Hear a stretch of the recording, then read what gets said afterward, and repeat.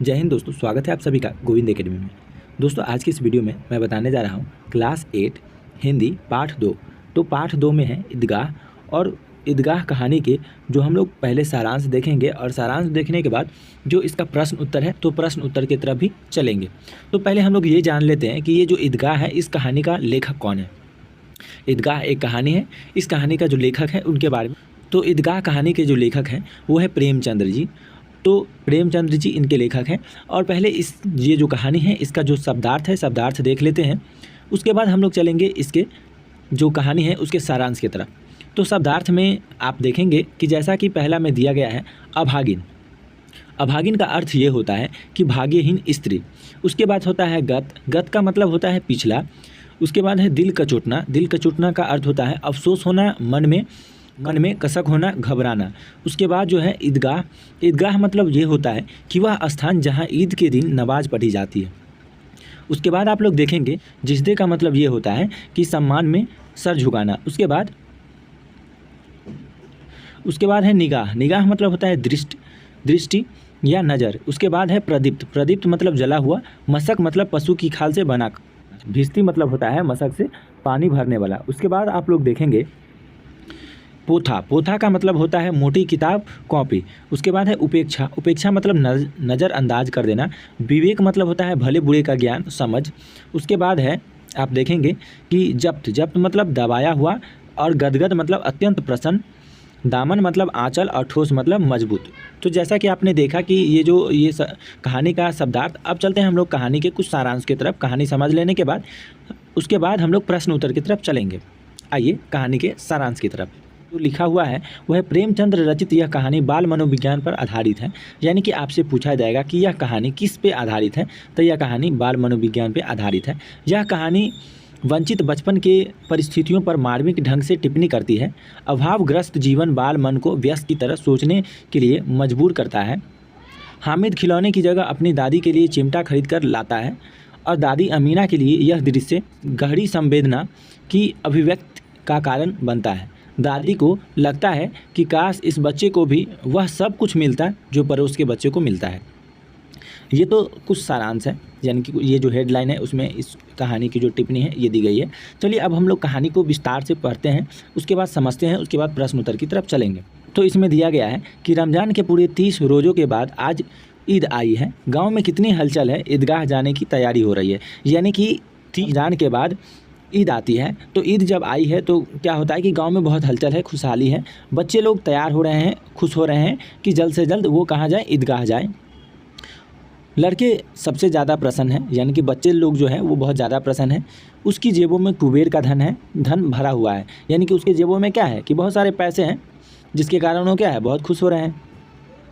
उसके बाद आप लोग देखेंगे कि बार बार जेब से अपना खजाना निकाल कर गिनते हैं और खुश होकर फिर से रख लेते हैं। यानी कि जो बच्चे लोग हैं वो क्या करते हैं, बार बार अपने जेब से पैसा निकालते हैं, गिनते हैं और रख लेते हैं खुश होकर। महमूद के पास 12 पैसे हैं, मोहसिन के पास 15 पैसे हैं। इनसे तो अनगिनत चीज़ें खरीदी जा सकती है, यानी कि इससे बहुत सारी चीज़ें खरीदी जा सकती है, ये बताया गया है। खिलौने, मिठाई, बिगुल, गेंद और ना जाने क्या क्या। और सबसे ज़्यादा प्रसन्न तो हामिद है। सबसे ज़्यादा प्रसन्न कौन है, हामिद। वह 4-5 साल का गरीब सूरत दुबला पतला लड़का है, जिसका बाप गत वर्ष यानी कि पिछले वर्ष हैजे के भेंट चढ़ गया। हैजे एक बीमारी होती है जिसके कारण उनकी देहांत हो गई। माँ न जाने पीली होती एक दिन वो भी मर गई, यानी कि उनकी माँ का भी देहांत हो गई। बहुत दुखद बात है। हामिद अपनी बूढ़ी दादी अमीना की गोद में सोता है, यानी कि अपनी बूढ़ी दादी के साथ रहता है। अभागिन अमीना अपनी कोठरी में बैठी रो रही है। अभागिन यानी कि अमीना जो है वो जो भाग्यहीन होता है उसको अभागिन कहते हैं। तो आज ईद का दिन है, उसके घर में दाना नहीं है, यानी कि खाने का जो भी चीज़ होता है ना वो सामान वो नहीं है। इस अंधकार और निराशा में वह डूबी जा रही है, यानी कि उसके घर में खाने के सामान नहीं है, इसलिए वह क्या हो रही है कि वो सोच रही है क्या होगा अब। हामिद भीतर जाकर दादी से कहता है, तुम डरना नहीं अम्मा, मैं सबसे पहले आऊँगा। हामिद कहता है, बिल्कुल ना डरना। ये हामिद कहता है अपने दादी से। अमीना का दिल कचुट रहा है। गांव के बच्चे अपने अपने बाप के साथ जा रहे हैं, यानी कि पिताजी के साथ जा रहे हैं। हामिद को कैसे अकेले मेले में जाने दे, ये उसकी दादी सोच रही है। कहीं खो गया तो क्या होगा, नन्ही सी जान है, 3 कोस चलेगा। 3 कोस यानी कि दूरी होती है, उतना दूर चलेगा कैसे। पैर में छाले पड़ जाएंगे, यानी कि खाली पैर जाएगा तो हो सकता है छाले पड़ जाए। जूते भी तो नहीं हैं, यानी कि हाथ के पास जूते भी नहीं हैं। वह थोड़ी थोड़ी दूर पर उसे गोद ले लेगी, यानी कि वो उसकी दादी सोच रही है कि क्या काश अगर मैं जाता तो उसको, हामिद को थोड़ी थोड़ी दूर पर क्या करता, गोद ले, यानी कि गोद में ले लेता। लेकिन यहाँ सिवैया कौन पकाएगा? धोबी, नाइन, मेहतराइन और चूड़ीहारिन सभी तो आएगी, यानी कि ये सभी आती है। सभी को सिवैया चाहिए, साल भर का त्यौहार आता है इसलिए। गांव से मेला चला, बच्चों के साथ हामिद भी जा रहा था। उसके पैरों को तो जैसे पर लग गए। कभी कभी कोई लड़का कंकरी उठाकर आम पर निशाना लगाता, माली अंदर से गाली देता हुआ निकलता। लड़के खूब खुश होते हैं। यानी कि इसमें ये बताया गया है कि जब गांव से मेले के लिए जब निकला, ईदगाह के लिए, सब ईदगाह के लिए जब जाने लगा, तो हामिद क्या हुआ, वो तो लड़का बहुत खुश था, छोटा था, आराम से एकदम खेलता कूदता हुआ जा रहा था, दौड़ता हुआ। गांव से मेला जब निकला तो उसके बाद है ईदगाह आ गई। ऊपर इमली के घने वृक्षों की छाया, नीचे पक्का फर्श, रोजेदार की पंक्तियाँ एक के पीछे एक दूसरे तक चली गई। यहाँ कोई धन और पद नहीं देखता, इस्लाम की निगाह में सब बराबर होते हैं, ये इसमें बताया गया है। लाखों सिर एक साथ जिस्दे में झुक जाते, यानी कि सम्मान में लाखों सिर एक साथ झुकते, फिर भी सबके एक साथ खड़े होते, यानी कि एक साथ झुकते और एक साथ खड़े करते, एक साथ घुटनों के बल बैठ जाते हैं। कई बार यह क्रिया होती है जैसे बिजली की लाखों बत्तियां एक साथ प्रदीप्त होती और एक साथ बुझ जाती, यानी कि एक साथ बिजली की लाखों बत्तियां जलते और एक साथ बुझ जाते। उसके बाद जो है नमाज ख़त्म हुई, लोग आपस में गले मिल रहे थे। तब मिठाई और खिलौने की दुकान पर धावा होता है और तरह तरह के खिलौने हैं, जैसे कि सिपाही, गुजरिया, राजा और वकील, भिश्ती, धोबिन, साधु। महमूद सिपाही लेता है, यानी कि जब वो लोग खिलौने की दुकान पे पहुँचे तो बहुत सारे तरह तरह के खिलौने हैं, जैसा कि आपने समझा। तो इसमें क्या है कि महमूद जो है वो सिपाही लेता है, खाकी वर्दी, लाल पगड़ी वाला, कंधे पर बंदूक रखे हुए। मोहसिन को भिश्ती पसंद आया, कमर पर मशक रखे। नूर को वकील से प्रेम है, काला चोंगा, नीचे सफ़ेद अचकन, एक साथ में कानून का पोथा लिए हुए। सब 2-2 पैसे के खिलौने हैं, यानी कि सभी खिलौने कितने कितने के हैं, तो 2-2 पैसे की है। हामिद के पास कुल कितने पैसे हैं, तो 3 पैसे ही हैं। इतने महंगे खिलौना वह कैसे ले, कहीं हाथ से छूट गया तो चूर चूर हो जाएगा, पानी पड़ा तो सारा रंग घुल जाएगा। ऐसे खिलौने लेकर वह क्या करेगा, ये हामिद सोचता है। बच्चे को कितना, यानी कि उसकी जो बुद्धि है कितना विकासग्रस्त हो चुका है, कितना आगे तक की सोच रहा है, ये आप देख सकते हैं इस कहानी में। उसके बाद है सब अपने अपने खिलौने की तारीफ़ कर रहे हैं। हामिद ललचाई आंखों से खिलौना को देख रहा था। ज़रा देर के लिए ही सही वह उन्हें हाथ में ले सकता, वह हाथ आगे बढ़ाता, लेकिन लड़के इतने त्यागी नहीं होते, विशेषकर जब अभी नया शौक़ है। हामिद ललचाता रह जाता है, यानी कि वह ललचाता रह जाता है। ये जो खिलौने हैं ये मिट्टी के बने हैं, ये आप देख सकते हैं। सभी जो खिलौने हैं वो मिट्टी के बने हुए हैं। चलिए, उसके बाद है मिठाई की दुकान आती है। उसके बाद क्या आती है कि मिठाई की दुकान आती है। किसी ने रबड़िया ली, किसी ने गुलाब जामुन, किसी ने सोहन, हलवा, मज़े से खा रहे थे। लेकिन हामिद अभागे के पास सिर्फ 3 पैसे हैं, क्यों नहीं कुछ लेकर खाता। मोहसिन उसकी ललचाई नज़रें देखकर कहता है, हामिद रेबड़ी ले, खा, कितनी खूबसूरत खुशबूदार है। जैसे ही हामिद हाथ फैलाता, मोहसिन रेबड़ी अपने मुंह में रख लेता। महमूद, नूर और सम्मी खूब तालियां बजाकर हंसते। हामिद खिसिया जाता, यानी कि हामिद को गुस्सा आ जाती है। मिठाई की दुकान के बाद लोहे की चीज़ें की दुकान है। लड़कों के लिए यहाँ कुछ आकर्षण नहीं है, कुछ उसके रोचक नहीं था। वे सब आगे बढ़ जाते हैं। हामिद लोहे की दुकान पर रुक जाता है। कई चिमटे रखे हुए थे। उसे क्या ख्याल आया वो देखिए कि दादी के पास चिमटा नहीं है, तवे से रोटी उतारती है तो हाथ जल जाता है। अगर वह चिमटा ले जाकर दादी को दे दे तो वह कितना प्रसन्न होगी, फिर उसकी उंगलियां कभी नहीं जलेगी। खिलौने से क्या फ़ायदा, व्यर्थ में पैसे खराब होते हैं। यानी कि ये हामिद कितना आगे तक का सोच रहा है, ये आप समझ सकते हैं कि वो बच्चा है, 5 साल का बच्चा है, और वो सोच रहा है कि अगर दादी के पास चिमटा नहीं है और मैं इस चिमटा को अगर लेकर दादी को दे दूं तो जब वो रोटी सेकती है तो उसका उंगलियां जो जल जाती हैं वो कभी नहीं जलेगी, इससे ये फ़ायदा होगा। और जो खिलौना है वो तो टूट फूट जाएंगी, मिठाई से कोई फ़ायदा नहीं होगा। ये सभी सोच रहा है। आप सोच सकते हैं 5 साल के बच्चा को कितना नॉलेज है। अम्मा चिमटा देगी, मेरा बच्चा अम्मा के लिए चिमटा लाया है। हज़ारों दुआएं देंगी, फिर पड़ोस की औरतों को दिखाएंगी। सारे गांव में चर्चा होने लगेगी। हामिद चिमटा लाया है, कितना अच्छा लड़का है। इन लोगों के खिलौने पर कौन दुआएं देगा, यह हामिद सोच रहा है। बड़ों की दुआएं सीधे अल्लाह के दरबार में पहुंचती है और तुरंत सुनी जाती है, यह हामिद सोच रहा है। दुकान से बड़ी मुश्किल से मोल भाव करके हामिद ने चिमटा 3 पैसे में ले लेता है, यानी कि बहुत मोल भाव करता है दुकान वाले के साथ, तो 3 पैसे में उसे चिमटा मिलती है। उसे कंधे पर रखा मानो बंदूक और शान से अकड़ता हुआ साथियों के पास आया। मोहसिन ने हंसकर कहा, यह चिमटा क्यों लाया पगले, इससे क्या करेगा? महमूद बोला, चिमटा कोई खिलौना है। उसके बाद जो है आप देखेंगे हामिद बोला, क्यों नहीं, अभी कंधे पर रखा बंदूक हो गई, हाथ में रखा फ़कीर का चिमटा हो गया, चाहूँ तो मंजीरे का काम ले सकता हूँ, एक चिमटा जमा दूँ तो तुम सबके सारे खिलौने की जान निकल जाए। तुम्हारे खिलौने मेरे चिमटे का बाल भी बांका नहीं कर सकते, ये हामिद कहता है, मेरा बहादुर शेर चिमटा। बाद आप देखेंगे सम्मी ने खंजरी ली थी, प्रभावित होकर बोला, मेरी खंजरी से बदलोगे? हामिद ने खंजरी की ओर उपेक्षा से देखा, मेरी चिमटा चाहे तो तुम्हारी खंजरी का पेट फाड़ डाले। चिमटे ने सभी को मोहित कर लिया। औरों ने 3-3, 4-4 पैसे खर्च किए पर कोई काम की चीज़ ना ले सके। हामिद ने 3 पैसे में रंग जमा लिया, यानी कि हामिद ने 3 पैसे में कुछ अच्छा चीज़ खरीद लिया, कुछ काम की चीज़ें खरीद लिया। सबने अपने अपने खिलौने देकर चिमटा पकड़ने का प्रस्ताव रखा। हामिद मान गया। चिमटा बारी बारी से सबके हाथ में गए, बारी बारी से हामिद के हाथ में आए। कितने खूबसूरत खिलौने हैं, पर उसका चिमटा तो रुस्तमे हिंद है, सभी खिलौने का बादशाह। उसके बाद है गांव पहुंचकर बच्चों ने अपने अपने खिलौने से खेला, पर थे तो वो मिट्टी के ही, कुछ ही देर में टूट फूट गए। अब मियाँ हामिद का हाल सुनिए। अमीना उसकी आवाज़ सुनते ही दौड़ी गोद में उठाकर प्यार करने लगी, यानी कि अमीना आई, हामिद को गोद में उठाई और प्यार करने लगी। सहसा उसके हाथ में चिमटा देखकर वह चौंकी, अरे यह चिमटा कहाँ से लाया? मैंने मोल लिया। कौन कहता है? हामिद कहता है, मैंने मोल लिया। के पैसे में? ये अमीना 3 पैसे दिए।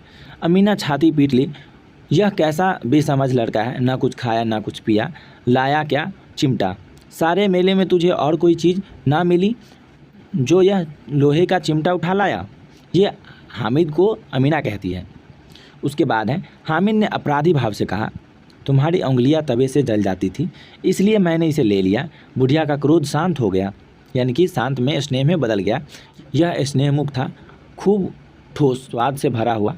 बच्चे में कितना त्याग, कितना सद्भाव और कितना विवेक है। दूसरे को खिलौने लेते और मिठाई खाते देखकर कितना ललचाया होगा।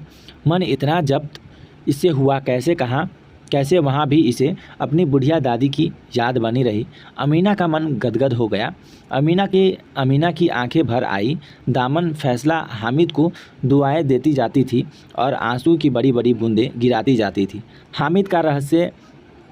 हामिद इसका रहस्य क्या समझता, यानी कि उसकी जो दादी थी इतनी भावुक हो गई कि चिमटा देखकर वह सोची कि बच्चा में कितना ज्ञान है, कितना सद्भावना है, कि वहाँ जाकर भी हमारे लिए ही सोचा, यानी कि वो अपने दादी के लिए ही सोचा। ये अमीना सोच रही है और वो आंसू की बूंदें बड़ी बड़ी गिर रही है और वो रो रही है। बच्चा जो हामिद है, छोटा सा बच्चा है, इसका भाव जो है वो क्या समझ पाता। चलिए, हम आशा करते हैं कि आपको ये जो कहानी है इस कहानी के बारे में अच्छे से समझ में आया होगा। आइए अब हम लोग इस कहानी के प्रश्न उत्तर की तरफ चलते हैं।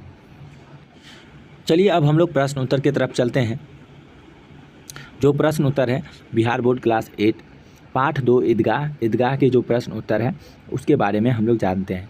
तो पहला जो प्रश्न है वो है, ईद के दिन अमीना क्यों उदास थी? तो आप लोग समझ चुके हैं कि ईद के दिन भी अमीना उदास थी क्योंकि उसके घर में एक दाना भी नहीं था, खाने के लिए कुछ भी नहीं था। फिर हामिद अकेले 3 कोस तक पैदल चलकर ईदगाह तक जाएंगे, इसके बारे में सोचकर अमीना उदास थी। प्रश्न संख्या 2 है, हामिद मिठाई या खिलौने के बदले में चिमटा पसंद करता है, क्यों? तो इसका जो उत्तर है, बचपन में यदि बच्चा विकासग्रस्त हो जाता है तो वह वयस्क की तरह सोचता है। हामिद ने मिठाई से सिर्फ जीभा में स्वाद आता है जो पल भर के लिए होता है। खिलौने भी मिट्टी के बने हैं जिस पर पानी गिरते ही रंग उड़ जाएंगे, गिरने से ही टूट फूट जा सकता है, लेकिन चिमटा ना कभी टूटेगा ना कभी फूटेगा। यह दादी को काम आएगा। दादी को रोटी सेकने के समय उंगलियां नहीं जलेगी, यह बहुत उपयोगी है, इसलिए हामिद चिमटा ही पसंद करता है। उसके बाद जो प्रश्न संख्या 3 है, मेला जाने से पहले हामिद दादी से क्या कहता है। इसका जो उत्तर है, मेला जाने से पहले हामिद दादी से कहता है, तुम डरना नहीं अम्मा, मैं सबसे पहले आऊँगा, बिल्कुल ना डरना। उसके बाद जो प्रश्न है 4, प्रश्न संख्या 4 में है आपका, मेले में चिमटा खरीदने से पहले हामिद के मन में कौन कौन से विचार आया, इसका वर्णन करें। इसका जो उत्तर है वो उत्तर है, मेले में चिमटा खरीदने से पहले हामिद के मन में एक वयस्क की तरह विचार करने लगा, यानी कि एक बड़े व्यक्ति की तरह विचार करने लगा। खिलौने सभी अच्छे हैं, किसे लें, हर एक का दाम 2 पैसे है। सभी खिलौने भी नहीं होंगे, फिर मिट्टी के बने ये खिलौने हाथ से छूट गए तो चूर चूर हो जाएंगे, पानी में पड़ा तो सारा रंग घुल जाएगा। खिलौना ऐसे खिलौने लेकर वह क्या करेगा। जब वह लोहे की दुकान पर जाता है तो चिमटा ही उसे लगता है कि दादी के पास चिमटा नहीं है। तवे से रोटी उतारते समय उसके हाथ की उंगलियां जल जाती है। अगर चिमटा दादी के पास होगा तो दादी बहुत खुश होगी, उसकी उंगलियां अब कभी नहीं जलेगी। खिलौने खरीदने से पैसा खराब हो जाएगा, ये है। उसके बाद जो आपका प्रश्न संख्या 5 है, तो प्रश्न संख्या जो 5 है उसमें है, हामिद ने चिमटे को किन किन नामों में उपयोग करने की बात कही है। इसका जो उत्तर है, हामिद चिमटे को बंदूक, फकीर की चिमटे, मंजीरे, खिलौने और खिलौने को जान निकालने वाली हथियार के रूप में उपयोग की बात कही है। उसके बाद जो आप देखेंगे प्रश्न संख्या 6 है, ईदगाह कहानी आपको कैसी लगी, इसकी मुख्य विशेषता को बताने के लिए बताया गया है। तो इसका जो उत्तर है, ईदगाह कहानी हमें रोचक लगी, इसकी मुख्य विशेषता, कहानी बाल मनोविज्ञान पर आधारित है। विक्षिप्त बच्चे व्यस्क की तरह दिखते हैं, चुनौती बच्चे को व्यस्क बनाते हैं। उसके बाद जो है, कहानी मुहावरे के द्वारा रोचक बनाई गई है। कहानी में जटिल शब्दों का प्रयोग नहीं किया गया है, कहानी सुखांत है। अगर इसके अलावा भी अगर आपको इसमें उत्तर आपको जोड़ना है तो आप अपने मन से उत्तर जोड़ सकते हैं। प्रश्न संख्या जो 7 है, चिमटा देखकर अमीना के मन में कैसा भाव जगा। चिमटा देखकर अमीना के मन में कैसा भाव जगा, इसका जो उत्तर है, इस उत्तर में है, चिमटा देखकर अमीना के मन में 2 प्रकार के भाव जागे। लड़का कितना समझदार है, ना कुछ खाया ना कुछ पिया, ना कोई खिलौना लाया, यह चिमटा क्यों ले आया, लेकिन जब कहा तुम्हारी उंगलियां तवे से जल जाती थी इसलिए मैंने इसे ले लिया, तो दादी का भाव बदल गया। दूसरे भाव में दादी सोची, हामिद में कितना त्याग, सद्भावना और विवेक है। बच्चे को मिठाई खाते देखकर बेशक ललचाया होगा, लेकिन वहाँ भी बुढ़िया दादी की याद बनी रही। ये कहानी का प्रश्न उत्तर है। इसके बाद जो आपका प्रश्न संख्या 8 है, ईदगाह कहानी की प्रमुख विशेषता को बताने के लिए, तो इसका जो उत्तर है वो उत्तर में है, कहानी बाल मनोविज्ञान पर आधारित है। कहानी में अभावग्रस्त बच्चे को व्यस्क की सोच पैदा हुई है। रोचक एवं सुखांत है। कहानी को सरल मुहावरे के द्वारा मार्मिक बनाया गया है तथा जटिल शब्दों का प्रयोग नहीं किया गया है। उसके बाद जो है आप अपनी किताब में देखेंगे कि 8 है, इसमें अनुच्छेद दिया गया है। इसी का जो प्रश्न है, इसका प्रश्न उत्तर की तरफ हम लोग चलते हैं। तो ये अनुच्छेद आप खुद से पढ़कर उत्तर दे सकते हैं। चलिए इसका जो प्रश्न उत्तर है उसके तरफ, जैसा कि आपने अनुच्छेद देखा, प्रश्न संख्या उसमें कहा है, नमाज खत्म होने के बाद लोग क्या कर रहे थे। तो इसका जो उत्तर है, परस्पर एक दूसरे से गले मिल रहे थे। प्रश्न संख्या ख है, दुकान में किस तरह के खिलौने थे। तो इसका जो उत्तर है, आप देख सकते हैं, दुकान में तरह तरह के खिलौने थे। खाकी वर्दी, लाल पगड़ी वाले सिपाही जो बंदूक कंधे पर लिए, गुजरिया, राजा, वकील, काला चोंगा और सफ़ेद अंकल पहने हुए एक हाथ में कानून की किताब रख रहे हैं, धोबिन, साधु, कमर में मशक लटके हुए भिश्ती आदि कई रंग के खिलौने थे। उसके बाद जो है प्रश्न संख्या ग, वे खिलौने किस चीज़ के बने थे। वे खिलौने मिट्टी के बने थे। उसके बाद जो प्रश्न है वह, महमूद, मोहसिन और नूर ने कौन कौन से खिलौना खरीदा। इसका जो उत्तर है, महमूद ने शिष्यों को खरीदा, मोहसिन ने भिश्ती खरीदा और नूर ने वकील को खरीदा। उसके बाद जो प्रश्न संख्या है, परिच्छेद में शिष्य, भिश्ती और वकील के हुलिये का वर्णन किया गया है। इसी प्रकार आप राजा और साधु के हुलिये का वर्णन करें। तो इसका जो उत्तर है, राजा अनेक रंग के कपड़े पहने हुए, सिर पर मुकुट धारण किए हुए, कमर में तलवार युक्त मयान लटका हुआ।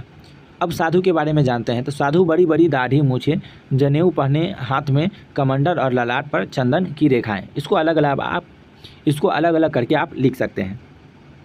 उसके बाद जो प्रश्न है, अनुच्छेद में आए विशेष शब्द को छांटकर लेखनी कीजिए, यानी कि लिखिए। तो आप खुद से भी लिख सकते हैं। जो आपको विशेष पाठ में आए कुछ विशेष शब्द निम्नलिखित हैं, जैसे ज़्यादा, अनगिनत, गरीब, गंदगी, पतला, गत, बूढ़ा, अभागिन, पक्का, ललचाई, नया, हजारों, परोस, अच्छा, शान, बहादुर, खूबसूरत, ये सभी। उसके बाद भी है रुस्तम हिंद, अपराधी, भूख बहुत, कितना, बुढ़िया, बड़ी बड़ी इत्यादि। उसके बाद जो है प्रश्न संख्या 6 है, वर्दी और पोथा के समानार्थी यानी कि समान शब्द लिखने के लिए। तो वर्दी किसको कहते हैं? तो पोशाक को वर्दी कहते हैं, कपड़ा जिसको बोलते हैं। पोथा यानी कि किताब, जो मोटी मोटी किताब कॉपी होती है उसे पोथा कहते हैं, जैसा कि आपने शब्दार्थ में भी देखा था इसको। उम्मीद है आप लोगों को वीडियो यह अच्छा लगा हो। प्लीज़ अगर आपको यह वीडियो अच्छा लगा हो तो प्लीज़ वीडियो को लाइक कीजिए, कमेंट कीजिए और आप अपने दोस्तों के साथ शेयर कीजिए। अगर आप हमारे चैनल पर नए हैं तो प्लीज़ चैनल को सब्सक्राइब कीजिए। जय हिंद। मिलते हैं अगले वीडियो के साथ।